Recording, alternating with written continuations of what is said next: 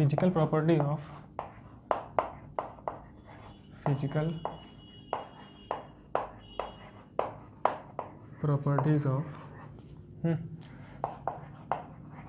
Halogens.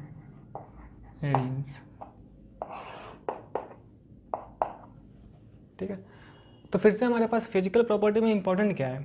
Physical state क्या है sir, colour कैसा है सर, स्मेल कैसा है उसकी, और एक बहुत ही मेजर पार्ट सॉल्युबिलिटी को लेकर बहुत चक्कर होता है। हमें इस बात की बहुत चिंता होती है ना कि कोई कंपाउंड सॉल्युबल है या नहीं। ठीक है, उसकी बात करेंगे अभी हम लोग। एंड डेंसिटी मेरे लिए इंपॉर्टेंट है। तो 2-4 पॉइंट है। ठीक है, तो अपन लोग कर लेते हैं। पहले हम देखते हैं फिजिकल स्टेट, है ना। फर्स्ट पॉइंट की हम बात करते हैं सर, फिजिकल स्टेट।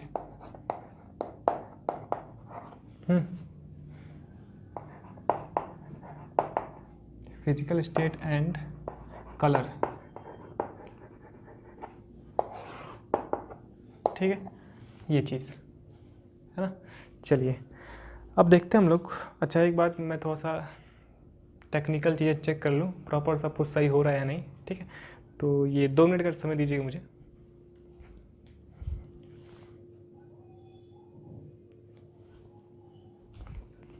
चलिए, सब कुछ ठीक है, प्रॉपर है। तो देखिए फिजिकल स्टेट की बात करें ना, सो दे आर कलरलेस लिक्विड,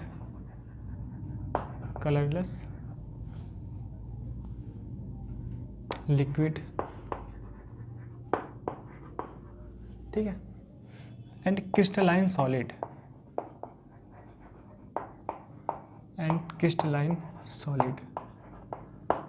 ठीक है। तो बेसिकली मेरे पास हैलोजेंस क्या है ना, एक कलरलेस लिक्विड है एंड क्रिस्टलाइन सॉलिड है। क्रिस्टल मुझे पता है NaCl का कैसा क्रिस्टल होता है, तो उस क्रिस्टल के फॉर्म में ये सॉलिड के फॉर्म में है ना। एंड कैसे कलरलेस लिक्विड है। ठीक है, चलिए नेक्स्ट बात अपन लोग करते हैं। अब जो मेरे पास मेन इंपॉर्टेंट है ना, उसकी अगर हम बात देखें तो मेरे पास है सॉल्युबिलिटी।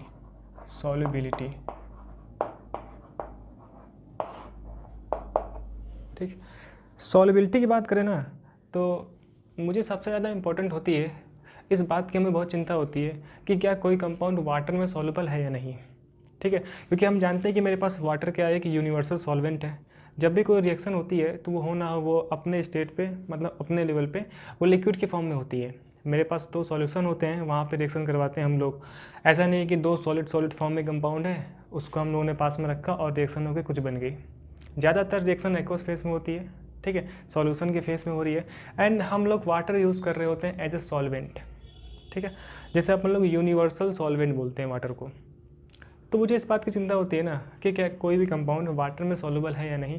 तो वाटर में सॉल्युबिलिटी पहले हम चेक करते हैं। अच्छा, वाटर में सॉल्युबल होने के लिए क्या रीज़न है? H bonding.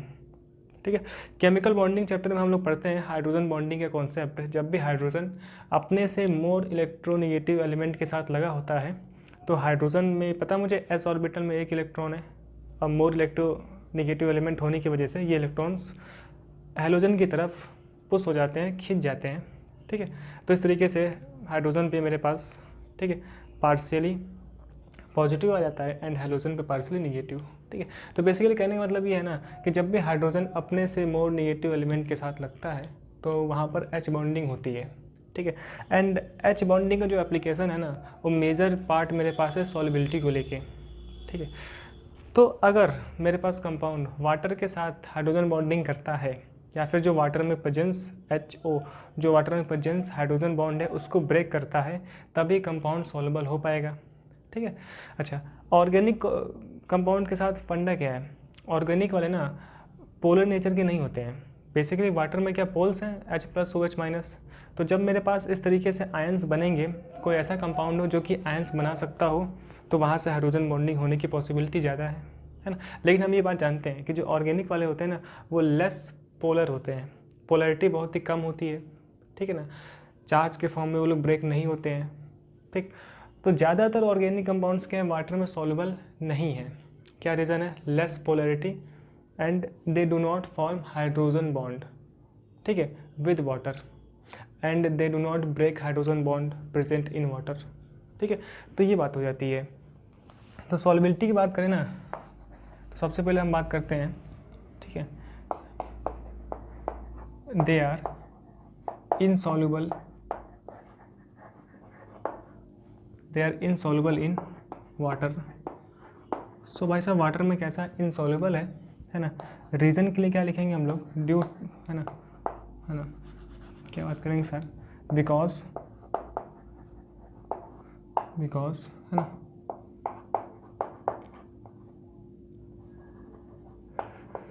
Because they do not form H bond, because they do not form H bond, है ना, and also they do not break H bond। तो बेसिकली ये रीज़न मेरे पास है। सबसे 2 पॉइंट आपको याद रखने कि वाटर में इनसॉल्युबल है, रीज़न क्या है, हाइड्रोजन बॉन्डिंग नहीं कर पाता है। अच्छा, एक पार्ट हमने पढ़ा था भाई साहब, लाइक डिजॉल्व लाइक का कॉन्सेप्ट, अगर ऑर्गेनिक वाला बंदा है तो वो ऑर्गेनिक सॉल्वेंट में सॉल्युबल होता है, ठीक है। तो बेसिकली, है ना, दे आर सॉल्युबल इन, ठीक है।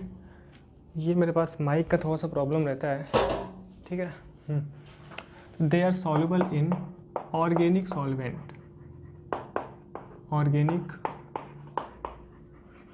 सॉल्वेंट्स लाइक, जैसे इथेनॉल, ठीक है, डाई एथिल ईथर,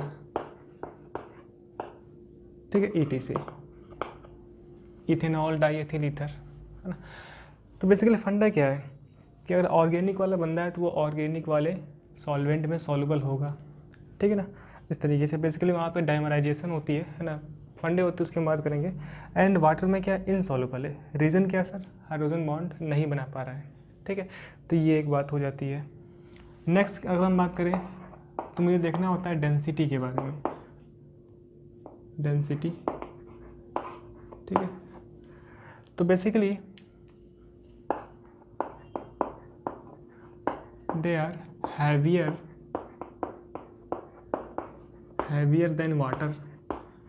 बेसिकली यहाँ पे सब ना इंफॉर्मेशन बेस पार्ट है, तो अपन लोग को इस तरीके से पता होना चाहिए।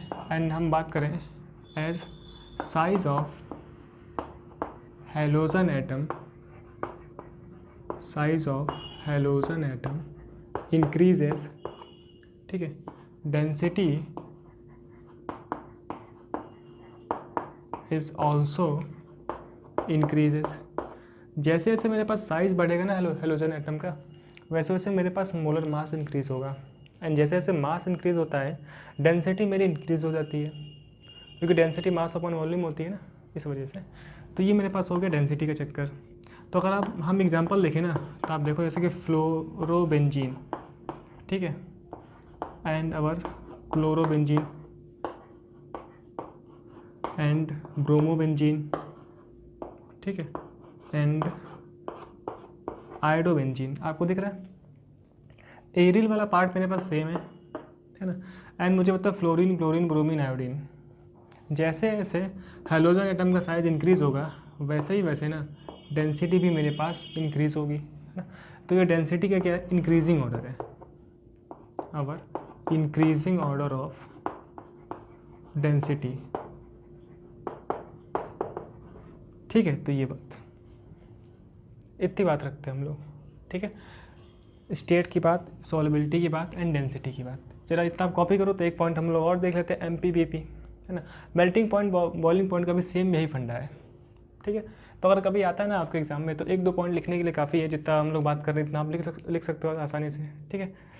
चलिए इतना आप लिखिए, फिर हम आगे बढ़ते हैं, ठीक है ना। ये हो गया।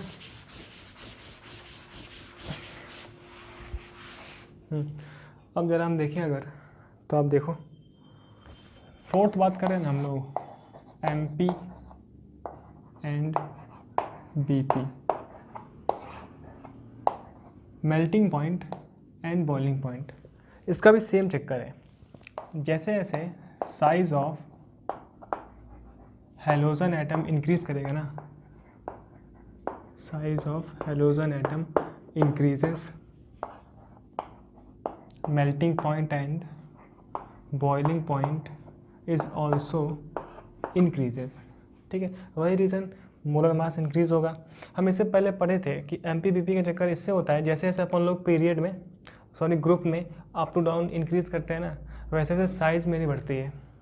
अगर हेलोजन एटम का साइज़ बढ़ेगा ना तो बेसिकली वहाँ से मोलर मास इंक्रीज़ करेगा, एंड इस तरीके से मेरे पास MPBP भी इंक्रीज़ कर जाते हैं। ठीक है, तो सेम फंडा मेरे पास है, तो हम वही चीज़ लिख सकते हैं कि आप देखो फ्लोरोबेंजीन एंड अवर क्लोरोबेंजीन, ठीक है, and then our bromobenzene and our iodobenzene. ठीक है, सो MPBP का भी ये हो गया ऑर्डर, MP एंड BP। हालांकि MP और BP के डिफरेंट होंगे ऑर्डर्स, है ना। ये मेरे पास क्या हो गया, इंक्रीजिंग ऑर्डर ऑफ, ठीक है, इंक्रीजिंग ऑर्डर किसका है, melting point and boiling point का। ठीक है, तो अपने एग्ज़ाम के लिए 1-2 पॉइंट लिखने को आता है तो अपन लोग ये इतने पॉइंट्स लिख सकते हैं, 4 पॉइंट लिख देंगे। ठीक है, तो इतना काफ़ी है मेरे लिए। ठीक, चलिए, तो ये मेरे पास ख़त्म होता है, मेरे पास ये अपना हेलो एरिन्स की फिजिकल प्रॉपर्टी।